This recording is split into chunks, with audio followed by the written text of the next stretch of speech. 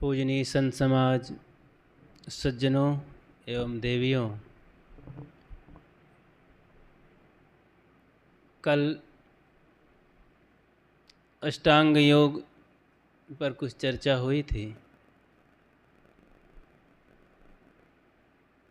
और उसका विवरण भी कुछ दिया गया, उस पर विचार किया गया कि साधक को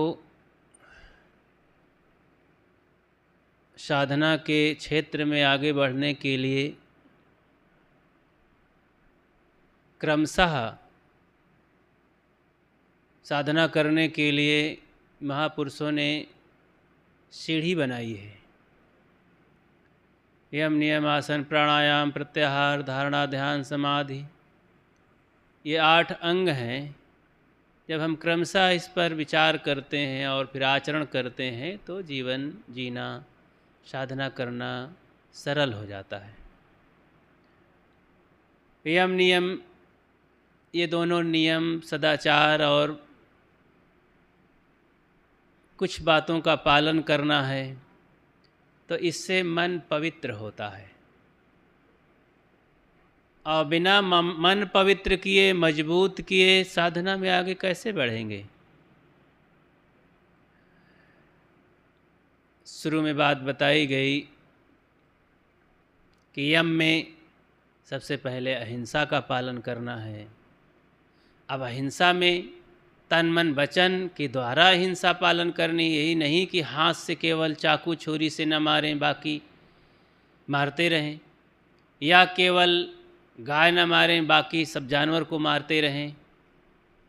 ये अहिंसा नहीं है। इसके बारे में विस्तार से जानकारी चाहिए, फिर आचरण चाहिए। अपने मन से भी अगर हम सोचते हैं, सूक्ष्म अहिंसा के विषय में मैं बता रहा हूँ कि कोई हमें गाली दिया तो हमने उसे कुछ तो नहीं कहा, पर कोई दूसरा आदमी आके उसे पीट दिया और हम कहने लगे कि अच्छा हुआ, पाया ना दंड, मुझे बहुत परेशान किया था। हमने ऐसा मन से सोचा, ये भी एक हिंसा हो गई। और वर्षों बाद जो हमें दुख पहुंचाया था और दुख पाया किसी के द्वारा, मनुष्य के द्वारा, प्राणी के द्वारा, कोई बीमारी के द्वारा, और हमारे मन में आया अच्छा हुआ, पाया ना, तो ऐसा सोच लेना भी हिंसा हो गई। ये बड़ा सूक्ष्म हिंसा है। अब यहाँ तक न पहुँच पावें तो कम से कम हाथ से तो हिंसा न करें, वचन से तो हिंसा न करें, इससे तो बच ही सकते हैं। तो अहिंसकी बने और सत्य बोलें, ज़्यादा कबाड़ इकट्ठा न करें, और तपस्वी बने, कठिनाई को सहें। भूख प्यास सर्दी गर्मी, कोई के द्वारा तकलीफ़ मिल रही है, किसी ने डांट दिया है, किसी का क्रोध हम पर बरस पड़ा है, तो सह लें, सहनशील बने, तो तप करें, चोरी न करें, छल न करें। तो ये यम में ही 5 बातें आती हैं, 5 में फिर बहुत आ जाती हैं सारी बातें। नियम का पालन करना है कि भाई स्वाध्याय ग्रंथों को पढ़ें और पवित्रता से रहें। इस तरह इसमें भी 5 बात है।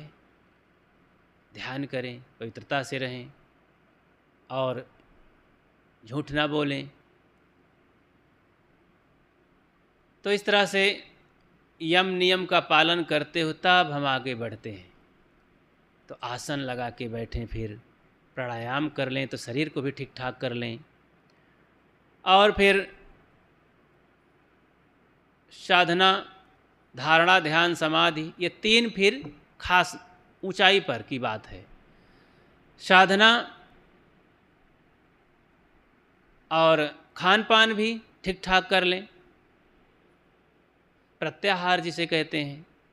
सब अब खान पान केवल मुख से थोड़े खाते हैं, सभी इंद्रियों के द्वारा हम ग्रहण करते हैं अपना अपना आहार। आँख का आहार अलग है, कान का है, नाक का है, चमड़ी का है, जिह्वा का है। ये सब अब आहरण करते हैं, इंद्रियों के द्वारा ग्रहण करते हैं। इन आहारों को हम पवित्र करें, प्रत्याहार हो गया। मुख के द्वारा, जिह्वा के द्वारा जब भोजन करते हैं, अब उसी में गंदा संदा अभक्ष्य भोजन कर लिए तो पूरा शरीर विकृत हो गया, मन विकृत हो गया, सब मोटा मोटी धर्म कर्म बाह्य दृष्टि से भी सब चौपट। खान पान गंदा करके, मांस मदिरा करके, तो ये तो करना ही नहीं है। कान से भी गलत आहार नहीं लेना है, फालतू चीज़ें, गाली निंदा झूठ की बातें। आँख से भी गलत दृश्य नहीं देखना है, नहीं गलत आहार चला जाएगा, भीतर तमाम दुख प्रकट होगा, तनाव होगा, उद्विग्न होगा, उत्तेजना आएगी। तो पांचों ज्ञान इंद्रियों के द्वारा हम जो ग्रहण करते हैं उसको पवित्र बनाएं। अब ये बात हो गई। अब ये बात जहाँ जानकारी ही नहीं है, हम एक क्या कोई इंद्री के बारे में पवित्रता नहीं जानते हैं। यहाँ तक कि मुख में कुछ डालते हैं तो उसी को नहीं जानते हैं कि पवित्र जा रहा है कि गंदगी जा रही है। अब तंबाकू मुख में है, अब ध्यान करने लगे, उसका रस भी ले रहे हैं, उधर ध्यान भी कर रहे हैं। तो अब झंझट करके आए, झगड़ा करके, गलत दृश्य देख करके आए, अब ध्यान करने बैठे, कैसे ध्यान लगेगा? बिल्कुल नहीं होगा, कदापि कभी नहीं ध्यान हो सकता। तो पांचों ज्ञान इंद्रियों से शुद्धतापूर्वक आहार लें, विचारपूर्वक, निर्णयपूर्वक। फिर इसके बाद धारणा, अपनी धारणा अच्छी बनाएं, सत्संग करके, स्वाध्याय करके, इस तरह पवित्र मन करके धारणा एक बनाएं कि ये रास्ता सही है, इसमें हमें उन्नति होगी, स्वरूप साक्षात्कार होगा, भगवत दर्शन होगा और हम धर्म के क्षेत्र में आगे बढ़ सकेंगे और ये असली सही गुरु मार्ग है। अब सही ज्ञान नहीं है तो अब ध्यान लगाने बैठे तो गुरु महाराज ने कह दिया कि बच्चा, जो चकमक चकमक दिखाई देता है आँखों के सामने, गर्मी प्रकाश, वही परमात्मा दर्शन है। अब सही ज्ञान न होने से वहीं अटक गए और उसी में हम लगे हैं जोशपूर्वक, बहुत बढ़िया भगवान का दर्शन हो रहा है, अब इसी में अटके हैं। किसी ने कहा दिया सांस में मन अटकाए रहो, यही भगवत दर्शन है, अनहद ध्वनि सुनो, यही भगवत दर्शन है, यही तो सब कर रहे हैं। अब शुरुआत के लोगों को क्या बताया जाए? अब छोटा सा बच्चा आज पहली बार स्कूल आया है अथवा 4 से 10 दिन से है, उसके लिए अध्यापक क्या बताएगा? कितनी बुद्धि रखता है वो अध्यापक कि उसे आज ही MA BA की पुस्तक दे देगा? तो का माने कबूतर वाली बात बताने में बच्चे के कुछ पल्ले पड़ सकता है, इसीलिए उसको बताना पड़ता है। कबूतर ये बनी है तो बढ़िया बढ़िया चित्र देखा तो आकर्षित हुआ, फिर उसके बगल में का अक्षर है तो उस पर दृष्टि डाला, अंगुली रखाया, का है, का माने कबूतर है। अब रटाया जोर से, जोर जोर पढ़ो इसको, और कहा कि वाह बहुत अच्छा बच्चा है, शाबाशी भी पाया, उसका मन उत्साहित हुआ। धीरे धीरे का माने कबूतर से पढ़ते पढ़ते लिखने भी लगा वही बच्चा, फिर बड़ा विद्यार्थी होकर के वही अध्यापक बन जाता है, एक दिन प्रोफेसर बन जाता है। जो बिल्कुल नहीं जानता था क्या होता है का खा गा, ऐसे ही जब शुरू में अध्यात्म क्षेत्र, साधना क्षेत्र में कोई साधक आता है, कोई भी संत महात्मा, अब क्या बताएगा उसे? एक तो मालूम नहीं सभी संतों को, साधकों को, साधना किए नहीं, सुन लिए हैं कि ऐसा आँख मूंदने से अनहद ध्वनि सुनाई पड़ती है और प्रकाश दिखाई देता है, त्राटक लगाने से छाया पुरुष दिखाई देता है। इस तरह की बातों में लोग बहुत से अधिकतम भेषधारी साधु समाज में भी इसी में अटके रहते हैं। भक्त लोग बेचारे कितना बुद्धि रखते हैं, अपने घर गृहस्थी में उलझे हुए कुछ संतोष चाहते हैं, कुछ मार्गदर्शन चाहते हैं कि उनका खान पान सुधर जाए, कुछ थोड़ा सा सहनशीलता बढ़ जाए और कुछ दया क्षमा आ जाए, घर गृहस्थी में प्रेम से रह सकें, प्रेम का पाठ कुछ आ जाए। इतना उनके लिए बहुत हो जाता है। इतने इनका प्रतिपालन करें तो समझो गृहस्थी काफ़ी स्वर्ग हो जाती है। और आगे जाने के लिए उनके पास छुट्टियाँ कहाँ हैं। लेकिन आगे जाने के लिए फिर हमें साक्षी भाव, दृष्टा भाव, साधना में समय देना, ध्यान करना, फिर आसन में मजबूत होना और धारणा बनाना, अच्छी धारणा कि ये सब बाहर की चीज़ें क्रिया योग है। मैं शुद्ध बुद्ध आत्मा जन्मर अविनाशी हूँ। ये शरीर में रहने वाला, शरीर को संभालने वाला, सभी मन इंद्रियों को चलाने वाला, मैं कहने वाला, ये एनर्जी, ये ताकत, इसे ही आत्मा कहते हैं, इसे परमात्मा कहते हैं। यही मालिक है, यही खुदा है। इस तरह का सच्चा ज्ञान हुआ तो एक अच्छी धारणा बनी। बाहर कुछ नहीं है, भूत प्रेत देवी देवता जंतर मंतर सब ये बकवासबाजी है। इस तरह की दृढ़ धारणा बनी। ध्यान फिर लगाओ। तो एक अच्छी धारणा बनी तो ध्यान लगाओ। मैं शुद्ध बुद्ध चेतन हूँ, शरीर में नहीं हूँ। शरीर एक दिन मर जाएगा, शरीर हाड़ चाम का ढांचा है। मैं शुद्ध बुद्ध चेतन हूँ, मैं कहने वाला। जब चित्त साफ हो जाता है तो साफ दिखाई देता है। तो ध्यान लगाओ, उसका ध्यान लगेगा। बाहर से चित्त और मन समिट करके एकाग्रता आएगी, तब समाधि, अंतिम में समाधि। समाधि का सम, धी माने बुद्धि, सम बुद्धि हो गई। बुद्धि कहीं विचलित नहीं होती, तो अपने आप स्थिरता आ गई, असंप्रज्ञात समाधि। तो अब वो कहीं विचलित नहीं होता है। ये साधना की ऊंचाई है, अंतिम मंजिल है, छत है। अब छत के ऊपर फिर और छत क्या करना है, और छलांग लगाएंगे गिर जाएंगे नीचे। इसलिए फिर इसके आगे मंजिल नहीं है, बस वहीं स्थिर हो जाओ, शांत। मैं अपने को पा गया बस। तो इस तरह से अष्टांग योग पर कल कुछ चर्चा हुई थी। आज कुछ चर्चा करना चाहता हूँ कि जीवन में एक बहुत बड़ा पहलवान है, पहलवान गुण। वो कौन सा पहलवान गुण होता है? उसके लिए साहब ने कहा है, लघुता सबते बड़ी लघुता से सब होए, जस दुतिया को चंद्रमा शीस नवे सब कोय। विनम्रता, सरलता, ये बहुत बड़ा पहलवान गुण है। सभी गुणों में, अन्यतम गुणों में ये बहुत मजबूत। ये गृहस्थी, विरक्ति, बूढ़े जवान, बच्चे, धनी गरीब, सबके लिए बहुत कारगर है।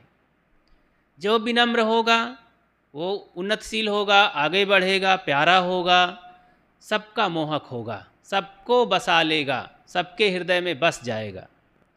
इसलिए विनम्रता की बहुत बड़ी आवश्यकता है। इसके लिए लाओ त्से ने कहा है, लाओ त्से चीन के एक महापुरुष हुए, उन्होंने कहा है कि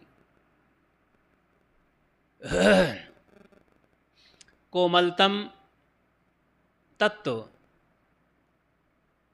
कठोरतम तत्व को परास्त कर देता है और उस पर विजय प्राप्त कर लेता है। अब ये बड़ा सूत्र वचन है। अब समझ में नहीं आता, कठोरतम तत्व को परास्त कर देता है, कोमलतम तत्व। पानी कोमल होता है, जल पर्वतों को तोड़ करके, फोड़ करके निकलता है, बड़ी बड़ी चट्टानों को तोड़ देता है और फिर आगे बढ़ता है।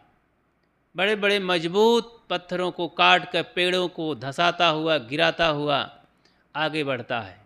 गंगोत्री जमुनोत्री को देखिए, बोरिंग कराते हैं, ये इतना कोमल पानी अब बहुत बारीक से बारीक जगह में घुस जाता है, अपना आकार वैसे बना लेता है।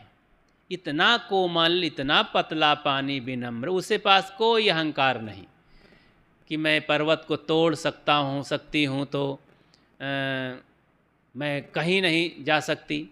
अरे वो बहुत बारीक जगह छिद्रों में भी, दरारों में भी प्रवेश कर जाता है, अपना रूप वैसे बना लेता है और बाहर मैदानी भाग में आके विशाल भाग बना लेता है। आप चाहें तो उसे बोतल में भर लें तो बोतलकार हो जाता है, अब लोटा में भरो तो लोटाकार हो जाता है, बड़े घड़े में भरो तो घड़ाकार हो जाता है। चाहे जहाँ सुराही में डालो, पत्तों चाहे जैसी जगह में डालो और अपने मुख में डालो तो बहुत बारीक बारीक जगह में होते हुए अपने स्थान में पहुँच जाता है और निकलने की जगह भी खोज लेता है। बड़ा बारीक पानी, कोमल पानी, लेकिन इतना कोमल होते हुए बड़ी बड़ी चट्टानों को तोड़ने वाले की शक्ति रखता है। हवा को देखो, हवा इतना कोमल और कि क्या कहना, वो भी बहुत बारीक जगह में प्रवेश कर जाता है और निकल जाता है और बड़े बड़े वृक्षों को उखाड़ के फेंक देता है तूफान बन के, बड़े बड़े बिल्डिंगों को, घरों को और टावरों को फेंक देता है, इतनी ताकत रखता है। तो लाओजी अपनी सूक्ष्म बातों और सुक्तियों में कहते हैं कि कोमलतम तत्व कठोरतम को ध्वस्त कर देता है, विजय प्राप्त करता है। संसार में अहंकारी आदमी को परास्त करने का सबसे बढ़िया तरीका है विनम्रता, सरलता, सरल हो जाना, छोटे हो जाना, सह लेना, क्षमा कर देना। अहंकार और किसी तरह से परास्त नहीं होता है। सुबह ये चर्चा आई थी कि जब सिकंदर आया भारत में तो एक संत मिले थे। पोरस के युद्ध के बाद शायद आगे जब बढ़े थे तो रास्ते में संत मिले, क्योंकि कान में उनके बात डाल दिए थे उनके गुरु कि कोई एक संत लाना भारत से, जा तो रहे हो, कोई अच्छा सा संत लाना। तो सोचा था कि मैं पकड़ लाऊंगा, मैं इतना बड़ा सिकंदर हूँ। तो युद्ध करते करते अपनी सेना को लिए आगे बढ़ता चला रहा था, मार काट करते, लेकिन यहाँ आके काफ़ी हताहत हो रहा था। भारत के बड़े बहादुर योद्धा राजा रजवाड़े रहे। तो आगे जब बढ़ा तो संत से मिले तो चर्चा आई थी कि संत उन्हें डांटा। जब सिकंदर कहा कि हटते नहीं हो, मैं कौन हूँ जानते नहीं हो, महात्मा जी गर्दन ऊपर किए, हाँ जानता हूँ, तुम मेरी दासी के दास हो। ऐसी चोटीली बात जब कहे तो थप्पड़ लगा। अरे तो लाल आंखें करके और बहुत क्रोधित हुआ, तमतमा गया। अब इतना अहंकारी सिकंदर, खून नौजवान, तो ऐसा किसने, कैसी हिम्मत हुई तुम्हारी ऐसी, कैसे मैं तुम्हारी दासी का दास हूँ। तब उन्होंने बड़े शांत स्वर से कहे, अच्छा ये बताओ तुम क्या कर रहे हो, कहाँ से आए हो। अच्छा विदेश से आया हूँ, यूनान से, और मैं मार काट करते दुनिया में विजय प्राप्त करने के लिए आया हूँ, सबको लूट करके घर भरूँगा धन से। कहना हाँ इसीलिए तो कह रहा हूँ, ये रुपया पैसा धन दौलत मेरी दासी है, मैंने उसे लात मार के पैरों तले कुचल देता हूँ, रखता हूँ। वे मेरी चरण चूमती, मेरे पीछे पीछे लगी रहती तो भी मैं उसे नहीं छूता हूँ, नहीं देखता हूँ, तो मेरी दासी हुई कि नहीं। तुम उसी के पीछे पागल मर रहे हो, यहाँ हत्या पाप कर रहे हो, दौड़े चले आए हो भिखमंगे कहीं के। खूब डांटे तो लज्जित हुआ, इतना बड़ा सिकंदर कि आज तक मुझे मेरे सामने बोलने की हिम्मत नहीं। ये एक साधु सामान्य अकिंचन फटा पहने हुए, वास्तव में मेरे गुरुदेव ने सही कहा था, मैं तो इससे हार गया, कुछ कह नहीं सके। कुछ बातें हुई, उन्होंने कहा कि आप मेरे साथ चलिए। महात्मा जी ने इनकार कर दिया, नहीं जा सकता, मैं स्वतंत्र हूँ, मैं महाराजा हूँ, मैं किसी के साथ नहीं जाता। तो आगे बढ़ गया, चला गया, लौट गया, लेकिन हार गया सिकंदर। तो देखो इतना अहंकारी सिकंदर सरलता में, विनम्रता में वो हार गया। ऐसे न जानी कितने अहंकारी लोग यहाँ पर परास्त हुए, अपनी सुबुद्धि विनम्रता से सरल रोग उनको हरा दिए। साहब ने कहा, लघुता सबते बड़ी, लघुता से सब होए, जस दुतिया को चंद्रमा, शीश नवे सब कोय। द्विज की चंद्रमा का उदाहरण देते हैं कि जैसे सब लोग प्यार से निहारते हैं दुबले पतले चंद्रमा को, और देखते हैं, बहुत प्यार देते हैं। पूर्णिमा के चंद्रमा को कोई नहीं निहारता, क्योंकि वो काला होता जाता है रोज रोज रोज। और द्विज की चंद्रमा रोज प्रकाशित होती है, रोज बढ़ता जाता बढ़ता जाता। ऐसे विनम्र मनुष्य, सरलतम मनुष्य आगे बढ़ता जाता, सबका प्यारा होता जाता है, बढ़ता जाता है, उन्नतशील होता है, बड़ी संभावनाएं होती, सबका मन जीतता है आगे। लेकिन जो अहंकारी है वो लज्जित होता जाता है, शर्माता जाता है, गिरता जाता है, दूसरे की नज़रों से गिर जाता है। ऐसे ही तो इस गुणों के महान गुण पहलवान को विनम्रता को धारण करना चाहिए अपने जीवन में, इसका पालन करना चाहिए, इसका पोषण करना चाहिए, आदर करना चाहिए। जहाँ भी रहें ये विनम्रता अपने परिवार में बड़ा काम करेगी, औषधि का काम करेगी। विनम्रता पूर्वक बोलेंगे तो भाई बंधु माता पिता पत्नी कोई कैसे भी हो, गरम गरम सब नरम हो जाएंगे। विनम्रता से हाथ जोड़ लीजिए, आंखें नम कर लीजिए, वाणी बोल दीजिए, झुक जाइए, क्षमा कर दीजिए, प्यार दे दीजिए, लाचार हो जाइए। कहा जाता है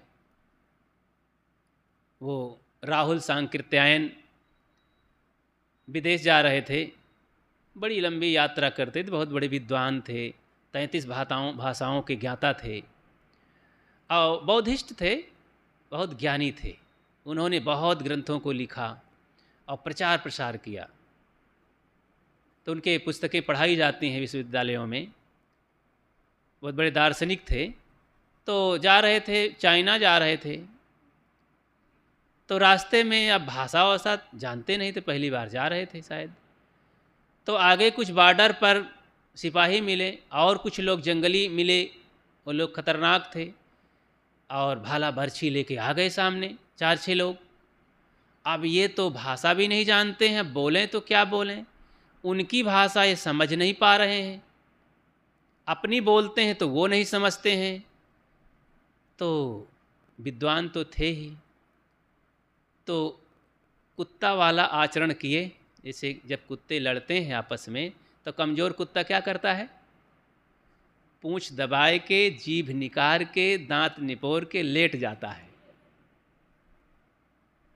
तो ऐसे ही सोचे यही वाला दांव अब काम करेगा नहीं, इनकर वार अब भाला बर्छी चल गया तो गए, राम नाम सत्य है। फिर तो वही हाथ आगे बढ़ाए और लाचार हो गए, जीभ निकाल दिए।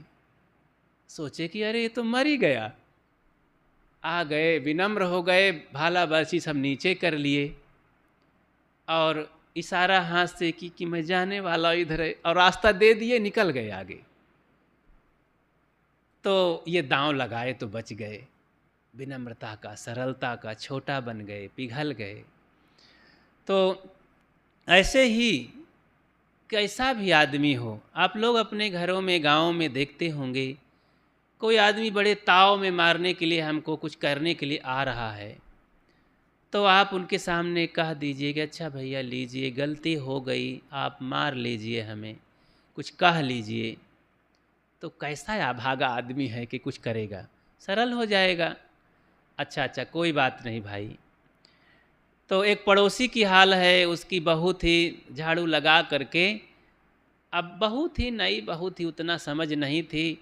अब हवा, पश्चिमी हवा चल रही थी और पश्चिम की तरफ एक पड़ोसी का घर था, प्रेम से रह रहे थे, वो थोड़ा बड़े आदमी थे, अब ये छोटे थे थोड़ा सा, लेकिन हवा चल रही थी। अब जो बड़े आदमी थे उसकी बहू थी, और लाकर कूड़ा करकट घर का बटोर के दरवाजे से थोड़ा फेंकी सड़क की तरफ, तो हवा के नाते दूसरे पड़ोसी के घर में सारा धूल चला गया। कूड़ा करकट। तो उसके घर में पता चला कि अरे कूड़ा करकट कौन फेंक दिया।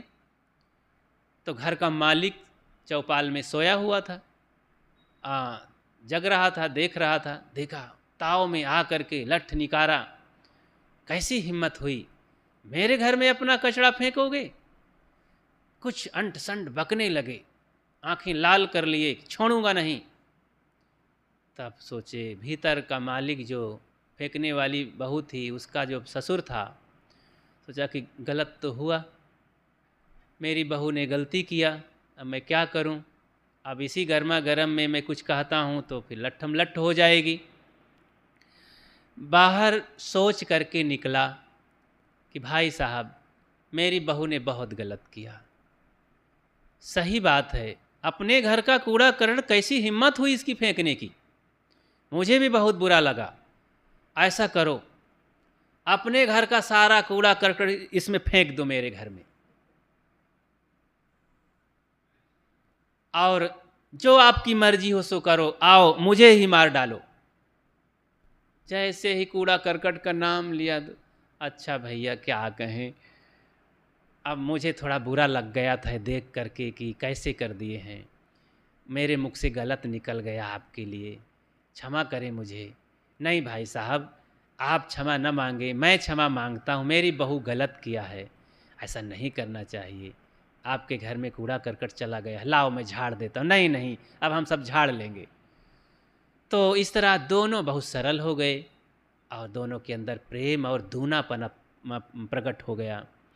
अब उसी में कुछ अहंकार में अहंकार प्रकट करते तो बहुत बड़ी बात हो जाती। सदैव के लिए तो विनम्रता कितना काम करती है, कहीं भी रहो विनम्रता। अंग्रेज लोग इसी नैनी में कुछ लोग आए थे। अब उस समय तो सब शासन उनका था और आज़ाद नहीं देश हुआ था। तो हमारे देश के नेता लाल बहादुर शास्त्री और भी कुछ रोहे सब बैठे हुए थे तो धोती कुर्ता वाले थे। तो कोई अंग्रेज था, तो बैठे हुए थे सब, कुछ खा पी रहे थे, मीटिंग समाप्त हुई थी।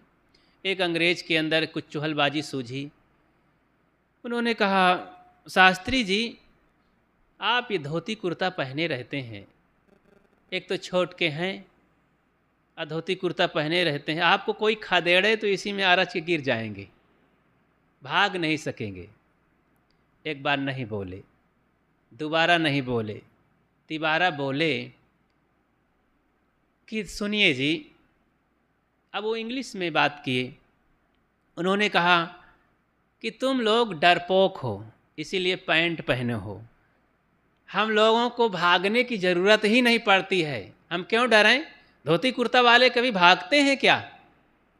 आप लोग यहाँ हैं, तुम लोगों को भागने का नंबर आ गया है तो अपना पैंट वैंट संभाले रहो, हम लोग तो यहीं के हैं, कहाँ भागना है। इतना विनम्रता से अब वो अपना समूह लेकर रह गए।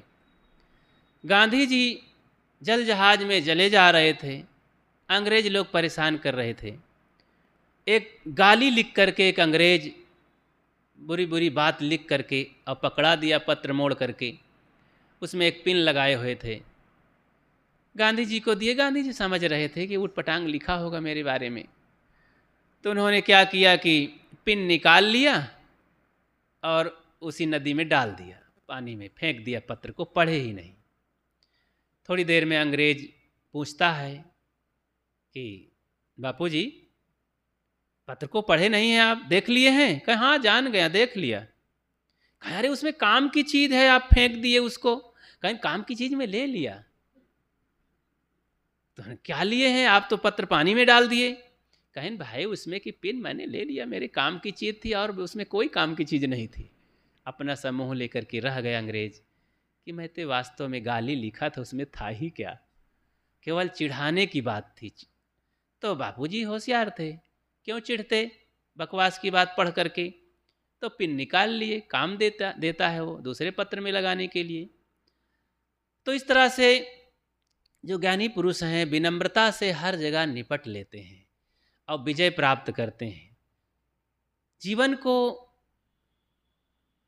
सरल बना करके ही हम आगे उन्नतशील बना सकते हैं और बदल सकते हैं। अहंकार में नहीं बदल सकते। हाँ, गिरावट की ओर हम अच्छे इंसानियत से और प्रकाश की ओर से अंधकार की ओर गिरते चले जाएंगे। अब कोई प्रकाश से अंधकार की ओर जाए तो कोई जीवन है क्या उसका? कोई बुद्धिमानी है क्या? प्रकाश से प्रकाश की ओर चलने की ज़रूरत है, तो वो उन्नति है।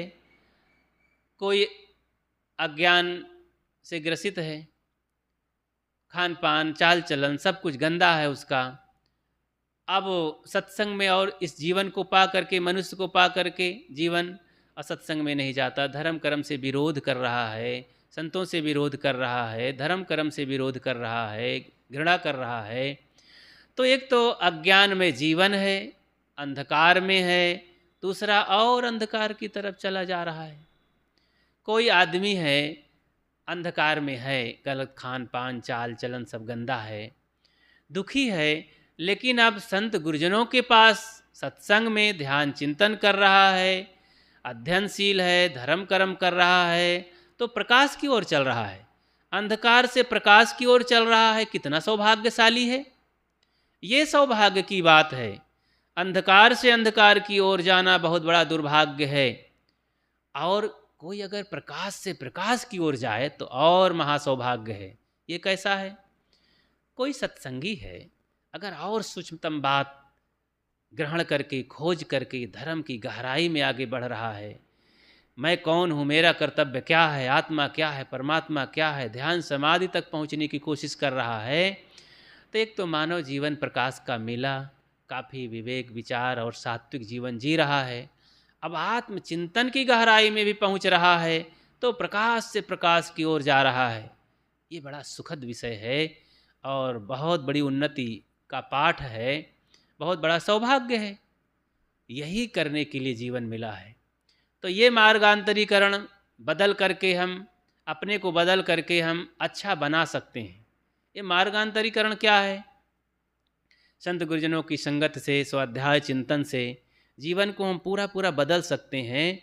यानी अहंकार से विनम्रता की ओर भी जा सकते हैं और बंधन से मुक्ति की ओर भी जा सकते हैं। अब कैसे हो जाता है? बंधन से हम हैं, बंधे हुए हैं, जिसे नरक कहते हैं। नरक मतलब दुखी हैं, दुख है, पीड़ा है, दुर्गुण है, वासना है, यही नरक है। अब इससे हम हट करके कोई उपाय खोज करके, साधना करके और दुखों से बच जाएं, वासना से बच जाएं और इस पत्थरपना और अज्ञान से बच जाएं, तो कितनी बड़ी बात है। जैसे कि एक लोहे का गोला लें, 1 किलो का गोला है, अब ठोस है, उसे पानी में डालेंगे तो क्या होगा? डूब जाएगा, डूब जाएगा बिल्कुल, क्षण भर भी नहीं रुक सकता पानी में। लेकिन आप उसे लोहार के पास ले जाएं और कहें कि भाई साहब इसका एक आप तसला बना दीजिए, कटोरा बना दीजिए। अब 1 किलो का लोहा है तो एक तसला तो बन ही जाएगा। ताश 4-6 किलो उसमें हम सामान रख करके चल सकते हैं। तो लोहार क्या करता है? अपनी धौंकनी से आग को लहकाता है, आग में लोहे को डाल देता है, लोहा उसमें लाल हो जाता है और फिर अपने बड़े घन से उसकी कुटाई करके उसे एक चद्दर बनाता है। फिर छोटी हथौड़ी से पीट पीट कर कटोरा तसला बना देता है। अब लोहार कहता है ले जाइए भाई, अपना तसला बन गया। हम उसे लाते हैं, 1 किलो में से वो काटा छांटा नहीं कुछ, तौले तो उतना ही लोहा है, केवल आकार बदल दिया, गोल से चपटा और कटोरा नुमा गहरा कर दिया। अब हम उसे पानी में फिर डाले, पहले डाले थे तो डूब गया था, अब डाले तो डूबा ही नहीं। बड़ा आश्चर्य लगा, अरे कैसे डूबा नहीं? देखते रहे, चकित हो रह गए हम। फिर हमने प्रयोग किया उस पर, हमने 200 ग्राम का वज़न रखा तो डूबा ही नहीं, आधा किलो का वज़न रखा तो भी नहीं डूबा, 1 किलो का वज़न रखा तो भी नहीं डूबा।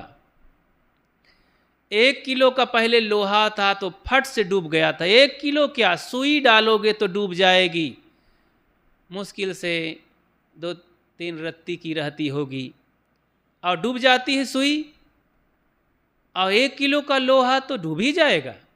लेकिन जब वही आकार बदल गया तो 1 किलो कौन कहे, 1 टन लोहा नहीं डूबता है, अरे सैकड़ों टन लोहा नहीं डूबता है। बड़ी बड़ी जहाज़ें समुद्र में चलती हैं जो हज़ारों टन रहती हैं और हज़ारों टन माल लादे रहती हैं और समुद्र में महीनों चलती हैं। लोहा ही तो है, केवल व्यवस्था दिया गया। ऐसे ही जीवन को हम बदल सकते हैं, कोई संदेह नहीं है, केवल मार्गांतरीकरण चाहिए।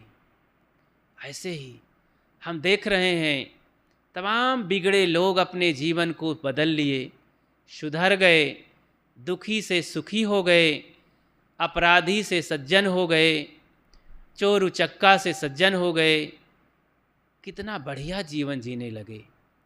उदाहरण के लिए बड़े बड़े का नाम तो सब लोग जानते ही हैं, अंगुलीमाल रत्नाकर जैसे आदमी सब जानते हैं।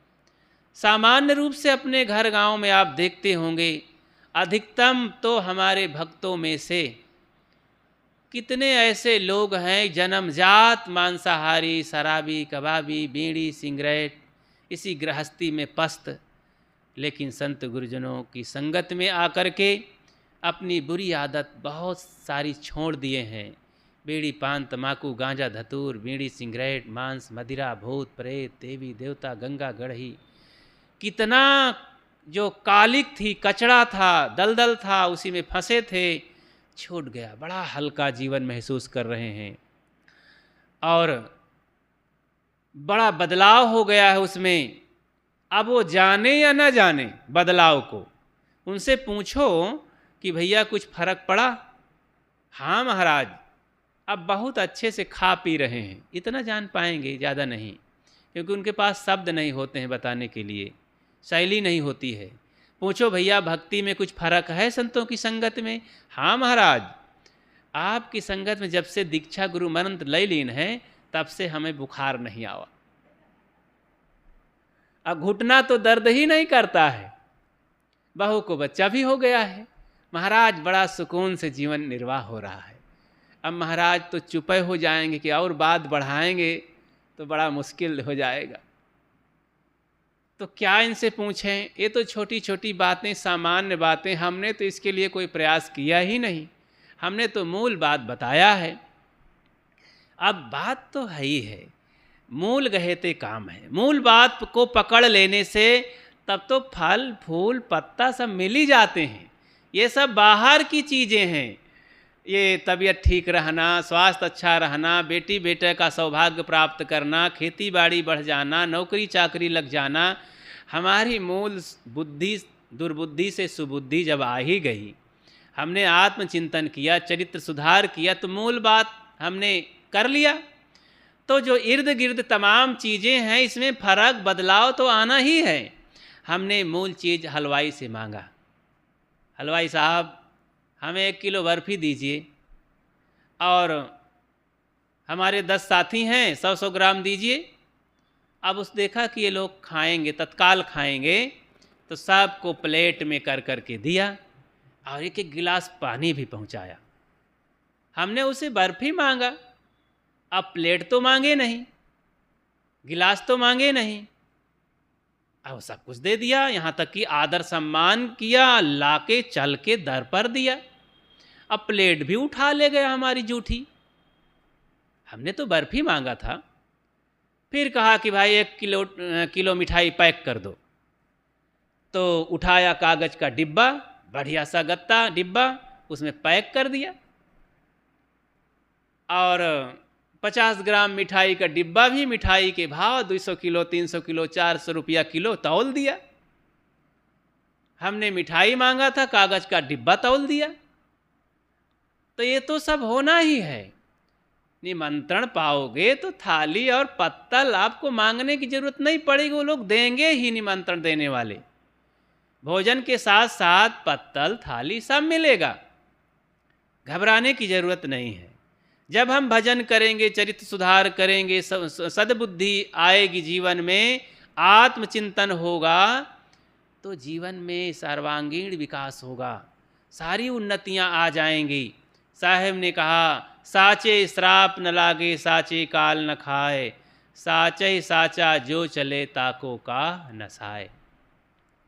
मधु आतारितायते मधु जनंत सिंधवा।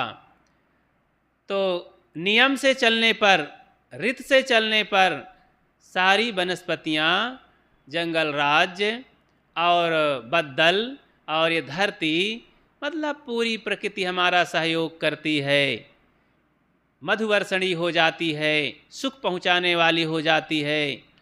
साहब ने इसी बात को कहा था, साचे श्राप न लागे, साचे काल न खाए, साचे साचा जो चले ताको काह नसाए। अरे सच्चाई में चलने से कोई नुकसान नहीं है। अब इतना छोटी बात न समझो कि अब साहेब ने कह दिया है तो सच्चाई से चलने पर आपको अब ठोकर नहीं लगेगी, ज़मीन में धरती में पाँव नहीं पड़ेगा, ज़्यादा खा लेंगे तो पेट दर्द नहीं होगा, क्योंकि हम सच्चाई से चल रहे हैं। अब 2 रोटी के बजाय 4 रोटी भी खा लेंगे, अपने तो भोजन है, कहाँ चोरी करने गए हैं। तो भाई ये वर्तमान की अगर गलती करेंगे तो ये कोई बुद्धिमानी की बात नहीं है। साहब ने कहा है जीवन जीने के तौर तरीके बढ़िया होंगे, सोच विचार, वे तो वो भी कहते हैं ना, करहु विचार तो सब दुख जाई। हर दिशा पग पग पर आप जब विचार पूर्ण रहेंगे, हर चीज़ विचार करके कहेंगे, तब सारा दुख चला जाएगा। जो ये भी वाला है, जो छोटी मोटी बातें हैं, शारीरिक पीड़ा, दर्द, हाथ पैर, शिकवा शिकायत, तो विचार करने पर ये भी नहीं रह जाएंगे, सारी व्यवस्था हो जाएगी। तो इतना बढ़िया विचार साधन है। तो बात आरंभ किया था कि लघुता सबते बड़ी, लघुता से सब होए, जस दुतिया को चंद्रमा शीस नवे सब कोय। जहाँ हम रहें विनम्र बने। सदगुरु कबीर का ये मंत्र है कि लघुता सब बहुत बड़ी बात है, सबसे बड़ी बात है सभी सद्गुणों में, और बड़ा सरल और व्यवहारिक है, और हर तरह के व्यवहार में इसका प्रयोग करने लायक है। इसकी ज़रूरत पड़ती है। जहाँ रहो विनम्र रहो, सरल रहो, सहज रहो, सच्चाई से रहो, और हिम्मत करके रहो, उत्साही रहो, प्रसन्न रहो, जीवन बड़ा सत्यम शिवम सुंदरम हो जाता है। तो इस तरह सदगुरु कबीर अपनी बातें बड़ी सरलतम बातें कह देते हैं, बड़े प्यार से कह देते हैं, और इस जीवन को सफल बनाने के लिए और साधना ध्यान समाधि तक पहुंचाने के लिए ये सब सरल सरल तरीके हैं। जैसे जैसे हमारा मन पवित्र होता जाएगा, रिफाइंड होता चला जाएगा, तैसे तैसे हम अपने जीवन की शैली को और रूप को, अपने स्वरूप को पहचान लेंगे, स्थित हो जाएंगे। इसीलिए तो साहब ने कहा, दर्शन को दिल चाहिए तो दर्पण मांजत रहिए, दर्पण में लागी काए तो दरस कहाँ से पाई। दर्शन को अगर चाहिए, अपने स्वरूप को चाहिए, उस शांति को चाहिए, भगवत्ता को चाहिए, भगवत दर्शन चाहिए, तो दर्पण को मांजते रहो, मांजते रहो। दर्पण कौन है? मन। मन के लिए ही सारा उपदेश है, सारी शिक्षा है, दीक्षा है। मन को मांजते रहो, मांजते रहो, मन के सारे दोष दूर करो। अपने मन में ही तो सारी बुराई है, आत्मा में बुराई कहाँ है? मैं तो शुद्ध बुद्ध अजरमर आत्मा हूँ। मन में कोई बुराई, मन में सारी बुराइयाँ हैं, उसी बुराई को दूर करके हम आत्मामय हो सकते हैं। मन शुद्ध हो गया तो बस, मन तो, आत्मा तो पहले से ही शुद्ध है। इसलिए हम सब मन को सुधारने में, मन को पवित्र करने में सारा काम करें, सारी वृत्तियों को हम समेटें, खान पान शुद्ध करें, और मन से अहंकार विकार सब दूर करें, दया क्षमाशील संतोष सद्गुणों को धारण करें। जो क्लेश देने वाले अवगुण हैं उनको सबको छांटें, धोएं, निकालें। इसको तेजी से करें। हमें ऋषि बताते हैं, तीव्र संवेगा नाम आसन्ना।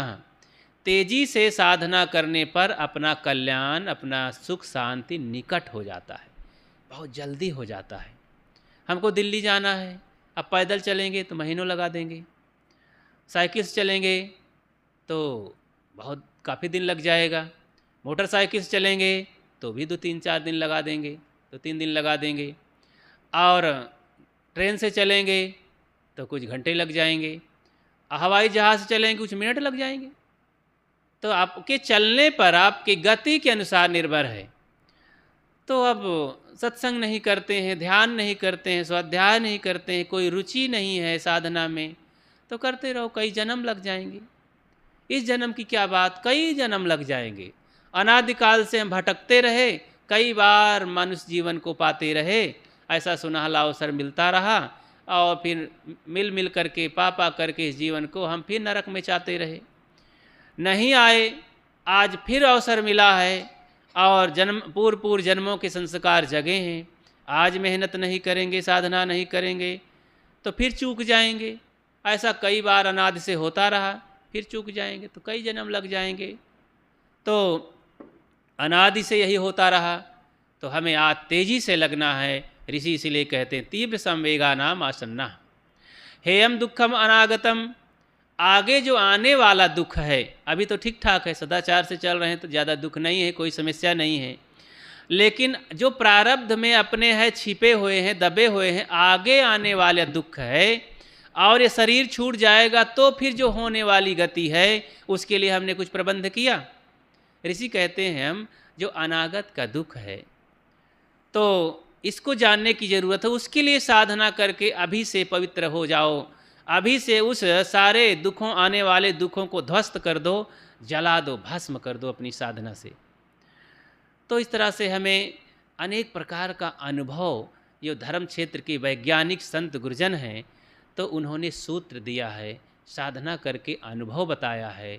हम सब लोग भी अपने जीवन में उसका प्रयोग करें और जीवन को सहज सरल बनाएं और कोमल बनाएं और अपने स्वरूप में स्थित होकर शांत मस्ती की ज़िंदगी जिएं। वर्तमान भूत भविष्य सब अच्छा हो जाएगा। तो आइए मंत्र का जाप करें, बैठें ध्यान की मुद्रा में। अहम शुद्ध चैतन्य ज्ञान स्वरूपम अजराहम अमराहम अखंडम अनूपम अहम शुद्ध चैतन्य ज्ञान स्वरूपम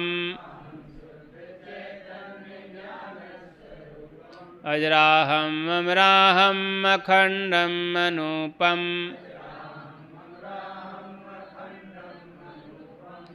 मौन के पालन में बहुत जोर दिया जाता है, क्योंकि मौन एक ऐसा संयम है, ऐसा गुण है ध्यान समाधि तक पहुँचने के लिए कि वाणी का मौन, वाणी का संयम बहुत झगड़े से, बहुत झंझट से, बहुत संकट से बचा लेता है। अब वाणी अगर चंचल है तो बहुत झूठ निकल जाता है, खौरेब खड़ा हो जाता है। एक इस पर उदाहरण याद आता है। हंस दूर दराज यात्रा करके दोनों प्राणी, हंस और हंसनी, लौट रहे थे। तो लौटते लौटते चलते चलते अपने कहाँ जा रहे थे? मानसरोवर जा रहे थे। वो हिमालय पर्वत तिब्बत क्षेत्र में, चाइना के बॉर्डर के अंदर। तो अब इतनी लंबी यात्रा हंस ही उड़ सकता है। तो अब दूर कहीं भारत में आए थे तो घूम करके, भ्रमण करके लौट रहे थे। तो शाम हो गई एक जगह, सोचे अब रात हो गई है, कहीं विश्राम कर लेते हैं। तो एक बड़ी झील दिखाई पड़ी भारत में और वहीं उतर पड़े। जैसे उतर आए तो वहीं एक कछुआ किनारे बैठा था, कुछ आराम कर रहा था। शाम का समय था। तो हंस और हंसनी दोनों उतर पड़े। देखा हंस, अरे तुम लोग कौन हो, कहाँ से आ गए, शाम का समय है। बताए कि हम लोग मुसाफिर हैं, दूर से आए हैं। तो बोले अच्छा। बताए कि हम हंस हैं, मानसरोवर में हम रहते हैं, इस रास्ते में थोड़े समय के लिए उतर आए हैं, मुकाम किए हैं। तो इस तरह से हमारी यात्रा हो रही है। नाम सुन करके कछुआ बड़ा प्रभावित हुआ अरे मैं तो सुना था कि हंस मानसरोवर में रहते हैं, वो बहुत अच्छी झील है, वहाँ जाने पर तो जीवन ही बदल जाता है, बड़ा सुख मिलता है, वहाँ का जल अमृत है, पर्वतीय पानी शुद्ध पवित्र बिल्कुल है, तो मुझे भी ले चलोगे वहाँ? अब दोनों सोच में पड़ गए, अरे तुम कैसे चल सकते हो, हम तो तेज पक्षी, लंबी यात्रा करने वाले। चरोरी करने लगा, प्रार्थना करने लगा, कछुआ नहीं मुझे ले चलो, मुझे ले चलो। बहुत प्रार्थना सुनने पर हंस और हंसनी को दया आ गई, सोचने लगे, सोचते सोचते एक उपाय निकल आया। जब मनुष्य सोचता है, कोई भी जब सोचता है, विचार करता है, बड़े से बड़े कठिनतम भी समस्या का समाधान मिल जाता है। तो दोनों पक्षी हंस हंसनी सोचे विचारे तो एक उपाय निकल आया। कहीं देखो है तो बड़ा कमाल का काम, हम तुम्हें ले चलेंगे, लेकिन शर्त है तुम्हें मौन रहना होगा। तो कहीं इसमें कौन बड़ी बात है, मैं मौन रहूँगा, मुझे हंस मानसरोवर तक पहुँचाइए। कहें तो ठीक है, चुप रहना, खबरदार मौन रहने हैं, बिल्कुल बोलना नहीं है जब तक हम बोलेंगे नहीं, जब तक हम आर्डर नहीं देंगे। तो कहें ठीक है मौन रहेंगे। तो एक लकड़ी लाए 2 फीट की।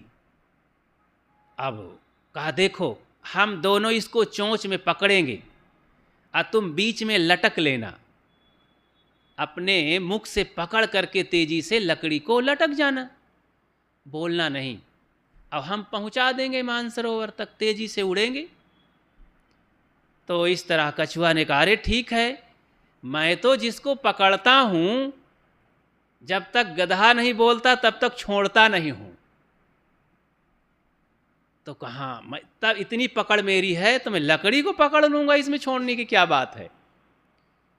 तो कहा अच्छा तो चलो ठीक है। हंस भी सोचे चलो भाई अब इसको उपकार तो करते हैं, बेचारा चाह रहा है तो पहुंचा देते हैं। उड़े, उड़ते चले जा रहे थे।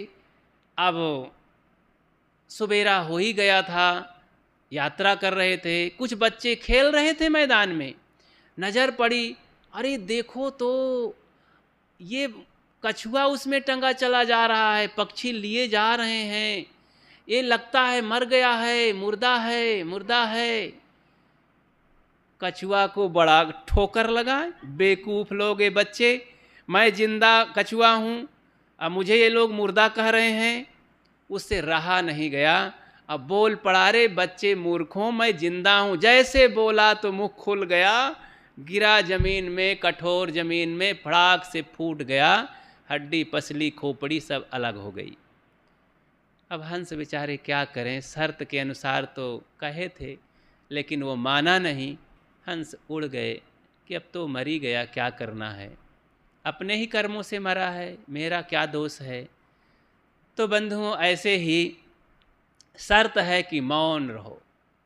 ध्यान समाधि शांति तक पहुँचने के लिए हमें मौन होना आवश्यक है। जो वाणी की, मौन मतलब वाणी का संयमी बनो। अब एक बार कोई बोल देंगे तो ऐसा नहीं कछुआ की तरह हो जाएंगे, तो संयम रखो बोलने में हर जगह, यहाँ भी, अपने परिवार घर में भी, जहाँ रहो वाणी को विचार करके बोलो। सदगुरु कबीर यही कहते हैं। तो जो तू साचा बाड़िया साची हाट लगाओ, अंदर झाड़ू दे के कूड़ा दूर बहाओ। तो वाणी का एक संयम बहुत बड़ा गुण है, संयमित करके हम ध्यान समाधि तक पहुँच सकते हैं। समय पूरा हुआ।